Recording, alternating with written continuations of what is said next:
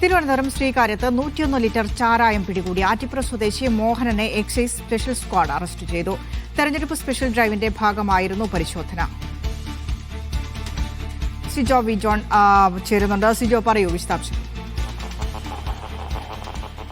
ഇന്ന് ഉച്ചയോടെയാണ് ചാരായം പിടികൂടുന്നത്. ശ്രീകാര്യം ചെറുവക്കൽ നേതാജി നഗറിലുള്ള വീട്ടിൽ വീട് വാടകയ്ക്ക് എടുത്തായിരുന്നു ഇത്തരത്തിൽ വാണിജ്യാടിസ്ഥാനത്തിൽ വാറ്റുചാരം ഉണ്ടാക്കി വിൽപ്പന നടത്തിയിരുന്നത്. ആറ്റിപ്ര കിഴക്കങ്കര വീട്ടിൽ മോഹനെയാണ് അറസ്റ്റ് ചെയ്തിരിക്കുന്നത്.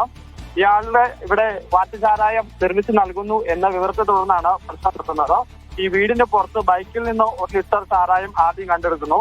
പിന്നീട് നടത്തിയ പരിശോധനയിലാണ് എക്സൈസ് സംഘം വീട്ടിനുള്ളിൽ ബക്കറ്റുകളിലും മറ്റു പാത്രങ്ങളിലുമായി ഈ ചാരായം സൂക്ഷിച്ച നിലയിൽ കണ്ടെത്തിയിരിക്കുന്നത്. കന്നാസുകളിൽ ചാരായം ഉണ്ടായിരുന്നു. 100 ലിറ്റർ ആറ്റുചാരായം ആണ് ഈ കന്നാസുകളിൽ ഉണ്ടായിരുന്നത്. അതോടൊപ്പം തന്നെ ഈ പാത്രങ്ങളിലായി 500 ലിറ്ററിലകം ചാരായം വാട്ടാൻ പാകപ്പെടുത്തിയിരിക്കുന്ന കോടയും പിടിച്ചെടുക്കുകയും ചെയ്തിട്ടുണ്ട്.